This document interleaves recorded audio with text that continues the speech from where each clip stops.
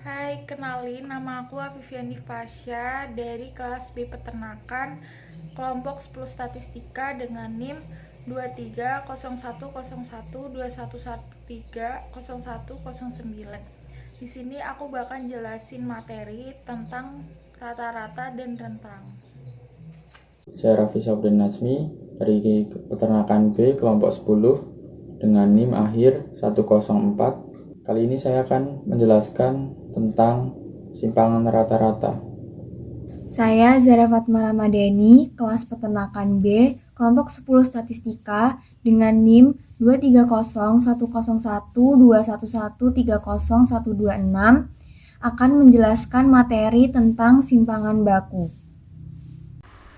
Halo semua, aku Hanif Al-Rahma dari kelas Peternakan B, kelompok 10 Statistika dengan NIM 230101211300095. Aku mau jelasin tentang varians.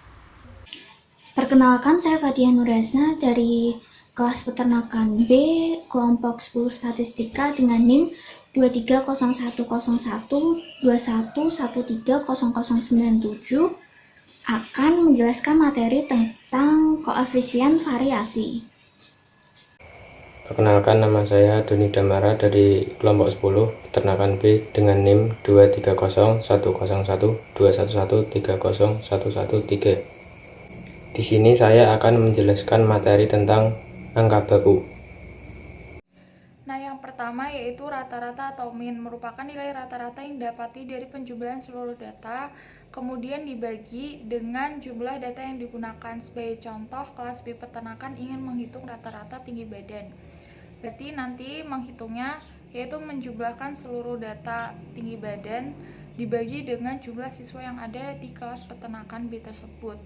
Min juga merupakan satu ukuran untuk memberikan gambaran yang jelas dan singkat tentang sekumpulan data mengenai suatu persoalan.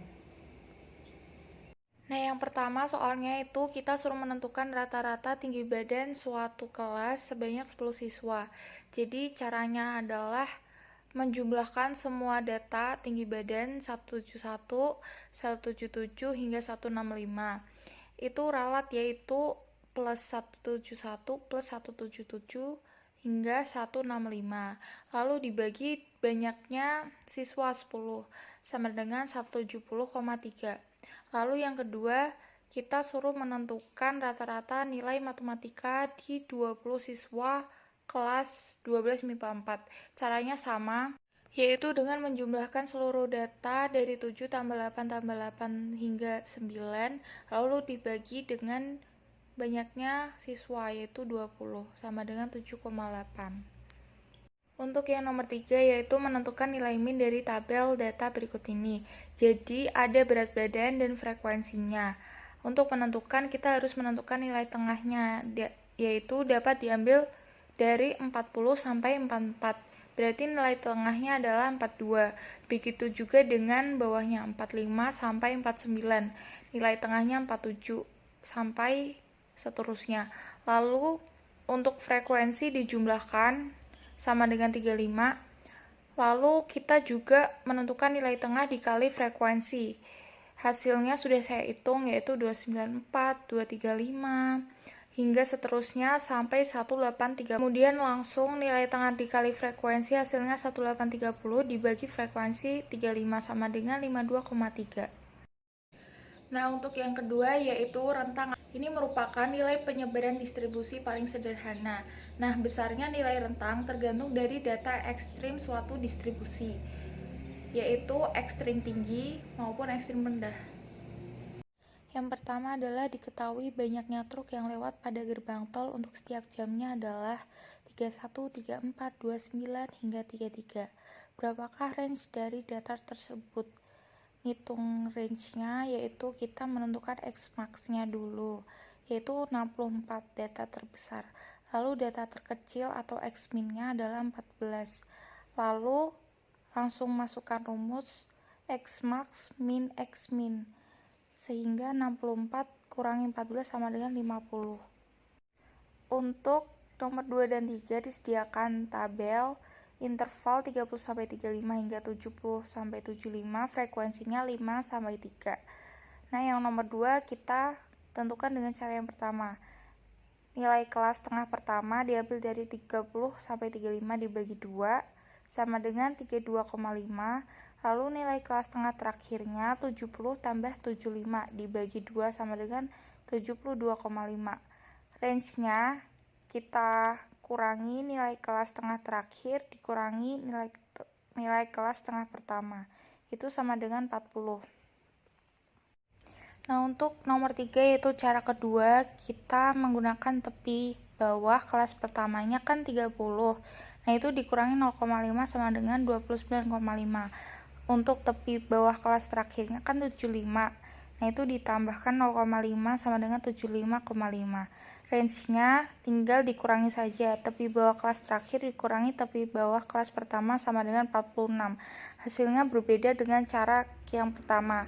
Namun, hasil perbedaan tersebut diharapkan dapat memberikan gambaran perkiraan rentang dari sekumpulan data tersebut. Baik, kita lanjut ke materi. Simpangan rata-rata. Simpangan rata-rata merupakan nilai rataan dari harga mutlak semua simpangan nilai data terhadap rataan datanya dengan kegunaan untuk mengetahui sejauh mana data menyimpang dari rata-rata atau min. Lalu, simpangan rata-rata termasuk ke dalam ukuran penyebaran data seperti halnya varian dan standar deviasi yang dihitung terlebih dahulu dengan mencari rata-rata pengamatan. Kemudian dengan begitu kita bisa mengetahui penyimpangan dari nilai rata-ratanya. Lalu kita masuk ke rumus di sini. Rumus simpangan rata-rata. Ada 2 di sini ya. Yang atas ini rumus data kuantitatif dalam bentuk data tunggal. Sedangkan yang bawah ini rumus data kuantitatif dalam data berkelompok, biasanya dalam bentuk tabel. Baik. Lanjut ke soal yang pertama. Rata-rata simpangan. 1. Tentukan simpangan rata-rata dari data tabel berikut. 5, 3, 3, 6, 9, 8, 4, 2, 5. Jawab. Pertama-tama kita mencari rata-ratanya dulu dari data tunggal ini. Dengan super N dikali sigma XI ya. Lalu ini setelah ditambahkan semuanya dibagi dengan jumlah bilangan ini. Semuanya ada 9 bilangan. Jadi ketemunya 5. Lalu selanjutnya dimasukkan ke rumus SR. Simpangan rata-rata sama dengan setengah kali sigma bilangan mutlak dari XI kurangi rata-rata. Setelah dicari sigma dari bilangan mutlak XI kurangi rata-rata yang tadi 5 ini 5,5, 0 dan seterusnya dibagi dengan N atau semuanya jumlah bilangannya ada berapa ini? Ada 9. Jumlah 16 bagi 9 jawabannya 1,7 atau bisa dibulatkan menjadi 2. Lanjut ke soal nomor 2. Di sini ada tabel, tentukan simpangan rata-rata data tabel berikut. Nilai, bisa dilihat di bawah sini nilai dan juga ada frekuensi. Nah, untuk mempermudah kali ini kita akan menjawab dengan tabel juga, membuat tabel di sampingnya. Di sini XI adalah nilai tengah dari nilai ini. 51 tambah 55 dibagi 2 sama dengan 53. Dan 56 tambah 60 bagi 2, 58 dan seterusnya. Dan seterusnya ini ya, sampai ke bawah. Lalu FI kali XI. FI ini frekuensi dikalikan dengan nilai tengah. Jadi 1 kali 53 sama dengan 53, 2 kali 58 116 dan seterusnya sampai bawah ini ya.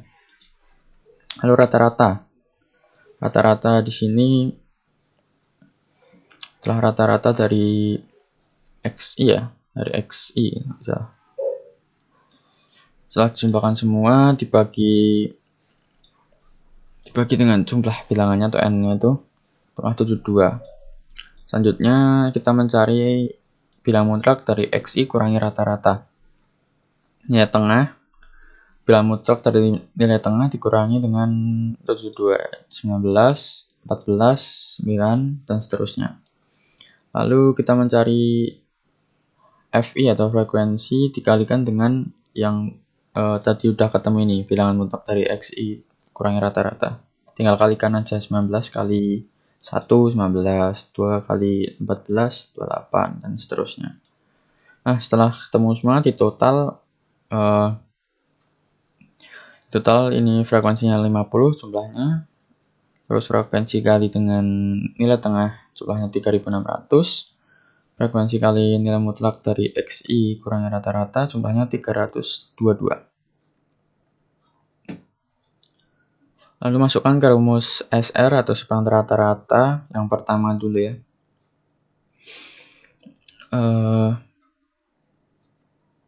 Masukkan ke sini dulu. Jadi SR sama dengan sigma K FI kali XI, lalu dibagi sigma kali sigma FI. Jadi dimasukkan aja 3600 dibagi dengan sigma frekuensinya, sigma FI ini ya, terus frekuensinya ini, totalnya temunya 72. Selanjutnya masukkan ke tabel ini, SR sama dengan sigma FI dikalikan bilang mutlak dari XI kurangi rata-rata dibagi sigma frekuensi. Masukkan saja totalnya tadi 322 dibagi dengan frekuensinya 50. Nah, ketemunya sama dengan 6,44 ya.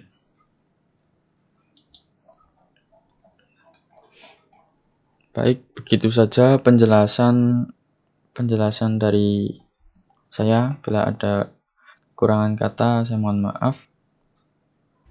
Simpangan baku digunakan untuk melihat selisih antara hasil satu pemeriksaan dengan pemeriksaan yang lainnya. Nilai koefisien variasi dipengaruhi oleh nilai simpangan baku. Semakin kecil atau rendah nilai simpangan baku, maka akan semakin teliti hasil pemeriksaan tersebut. Diagram kontrol simpangan baku merupakan salah satu diagram kontrol yang digunakan untuk diskresi proses.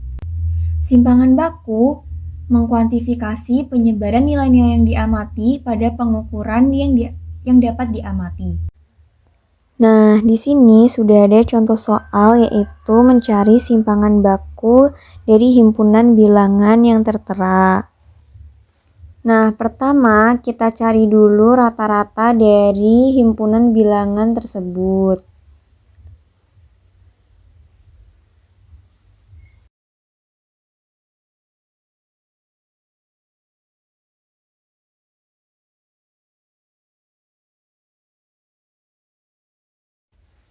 Nah, hasilnya yaitu 7. Lalu kita cari simpangan bakunya sesuai dengan rumusnya.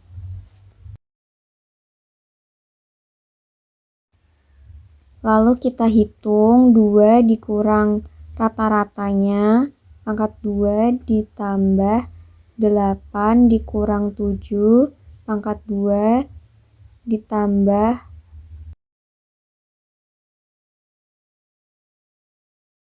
dan seterusnya sampai himpunan bilangan yang paling terakhir, yaitu 15 dikurang 7 pangkat 2. Lalu kita bagi dengan n-1, n-nya yaitu 5 dikurang 1. Lalu diperoleh hasil yaitu akar 100 dibagi 4. Jadi akar 25.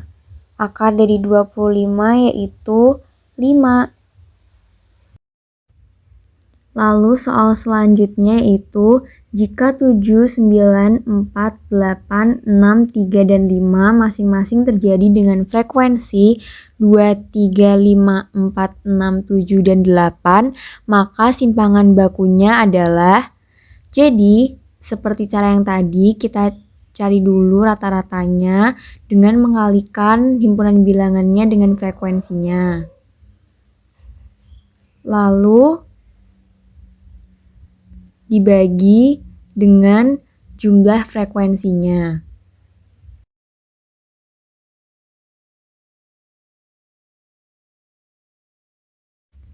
Dan diperoleh hasil yaitu 190 dibagi 35 sama dengan 5,4. Lalu kita cari simpangan bakunya dengan memasukkan angka ke dalam rumus. Kita hitung 2 dikali 7 dikurang 5,14 pangkat 2 ditambah 3 kali 9 dikurang 5,14 pangkat 2 ditambah dan seterusnya sampai himpunan bilangan yang paling terakhir yaitu 8 dikali 5 dikurang 5,4 pangkat 2 lalu dibagi n-1 yaitu 35 dikurang 1. Lalu diperoleh hasil yaitu 589,1 dibagi 34 dan hasilnya yaitu 4,2. Koefisien variasi adalah suatu sistem perbandingan antara simpangan standar dengan nilai hitung rata-rata yang dinyatakan dalam bentuk persentase. Koefisien variasi bisa dicari dengan cara membagi simpangan baku dengan nilai rata-rata kemudian dikali 100%. Koefisien variasi biasa digunakan untuk menganalisa resiko ataupun kegagalan dalam melakukan kegiatan. Jadi, apabila persentasenya semakin kecil, maka resiko ataupun kegagalan yang akan dialami akan semakin kecil juga. Begitu pula sebaliknya. Selanjutnya saya akan membahas soal tentang koefisien variasi. Di sini saya sudah menyiapkan 2 soal, yaitu seperti ini. Saya dibaca. Cari yang nomor 1 yaitu carilah koefisien variasi dari himpunan bilangan 9, 10, 8, 7, 8, dan 6 di mana rata-ratanya adalah 8 dan simpangan bakunya adalah 1,29. Yang nomor 2 yaitu terdapat nilai rata-rata kelas peternakan. Rata-rata dari kelas peternakan A adalah 80 yang memiliki simpangan 4, sedangkan nilai rata-rata pada peternakan B adalah 88 memiliki simpangan 3,3. Jadi, kelas manakah yang lebih baik? Untuk yang nomor 1 sudah diketahui yaitu rata-ratanya 8 dan simpangan bakunya 1,29. Maka selanjutnya kita tinggal memasukkan ini kepada rumus yang sudah ada, yaitu koefisien variasi sama dengan simpangan baku dibagi rata-rata dikali 100%. Seperti ini. Nah, angkanya tinggal dimasukin menjadi 1,29 dibagi 8 dikali 100%. Seperti ini. Nah, di sini saya sudah menghitungnya dan hasilnya yaitu 16,125%. Maka koefisien variasi dari data ini yaitu 16,125%. Untuk soal nomor 2, di sini sudah diketahui pada kelas peternakan A memiliki rata-rata yaitu 80 dan simpangan bakunya 4, sedangkan pada kelas peternakan B rata-ratanya 88 dan simpangan bakunya yaitu 3,3. Lalu dimasukkan ke rumus yang sama tadi, yaitu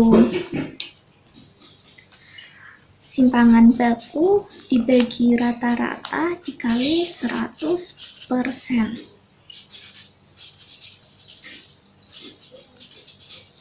Seperti ini. Nah, untuk yang A, maka kita hitung terlebih dahulu, yaitu 4 dibagi 80 dikali 100%. Seperti ini. Dan untuk yang kelas B, 3,3 dibagi 88 dikali 100%. Nah, keduanya sudah saya hitung, yaitu pada peternakan A memiliki persentase 5%, sedangkan pada peternakan B memiliki koefisien variasi 3,75%. Maka berdasarkan persentasenya, kelas yang lebih baik yaitu kelas peternakan B, karena memiliki persentase koefisien variasi lebih kecil daripada kelas peternakan A. Aku mau jelasin tentang varians. Varians atau biasa disebut ragam adalah perbandingan antara jumlah dari kuadrat selisih setiap data dan rata-ratanya dengan banyaknya data. Seperti pada rumus berikut. Masuk ke contoh soal varians berikut. Diketahui data 2, 6, 7, 1, 4. Varians data tersebut adalah: pertama, kita harus mencari rata-ratanya dengan rumus berikut. Selanjutnya kita masukkan data ke rumus, yaitu X sama dengan 2 tambah 6 tambah 7 tambah 1 tambah 4 dibagi banyaknya data. 1, 2, 3, 4, 5. 5 yaitu sama dengan 20 dibagi 5. Sama dengan diketahui rata-ratanya adalah 4.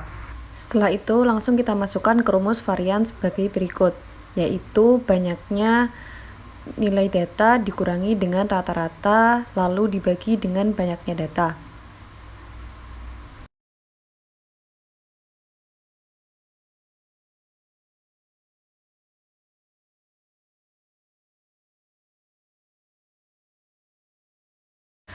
Nah, diketahui hasilnya 26 dibagi 5 yaitu 5,2.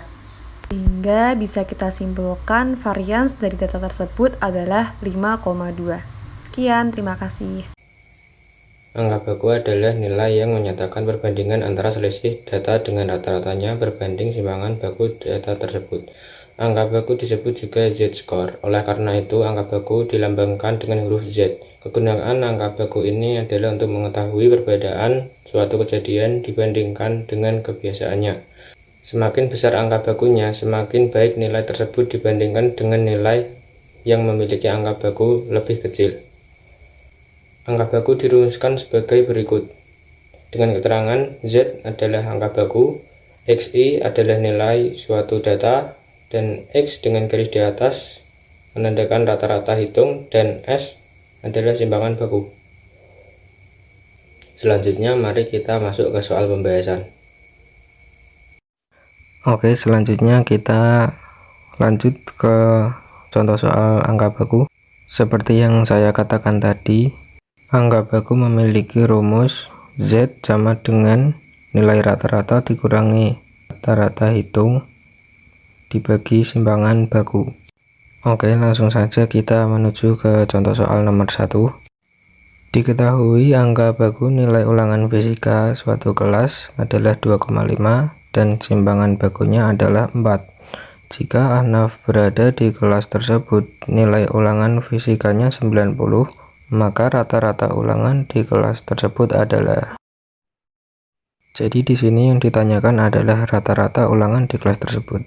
Oke, kita masukkan saja rumus yang tadi. Z sama dengan XI min X per SD. XI sudah diketahui yaitu 90 dan angka bakunya adalah 2,5 serta simpangan bakunya adalah 4. 4 dikali 2,5 sama dengan 10. Lalu kita pindahkan angka 10 ke ruas kanan menjadi negatif dan X sama dengan 80. Lanjut ke soal nomor 2. Nilai rata-rata bahasa Indonesia suatu kelas adalah 9. Diketahui Fadil mendapatkan nilai 10 dan standar deviasi dari ulangan tersebut adalah 0,5. Tentukan angka bakunya. Di sini kita disuruh untuk menghitung angka bakunya. Oke, kita masukkan saja rumus yang tadi. XI sudah diketahui yaitu 10 dan rata-ratanya adalah 9 serta standar deviasinya adalah 0,5. 10 kurangi 9 sama dengan 1. 1 dibagi 0,5 sama dengan 2. Jadi angka bakunya adalah 2. Lanjut ke contoh soal nomor 3. Adi adalah mahasiswa di Universitas X dan mahasiswa X memiliki tinggi badan dengan rata-rata 170. Jika angka baku tinggi siswa Universitas X adalah 3 dan simpangan bakunya adalah 4, maka tinggi Adi adalah. Di sini kita disuruh untuk mencari tinggi Adi. Angka baku sudah diketahui yaitu 3 dan simpangan bakunya adalah 4 serta rata-rata tinggi badan adalah 170. 4 dikali 3 adalah 12 serta dipindah ruas 170 ditambah 12 sama dengan 182. Baik, mungkin cukup di sini dulu penjelasan dari saya. Apabila ada salah kata, saya mohon maaf dan sampai jumpa di materi berikutnya.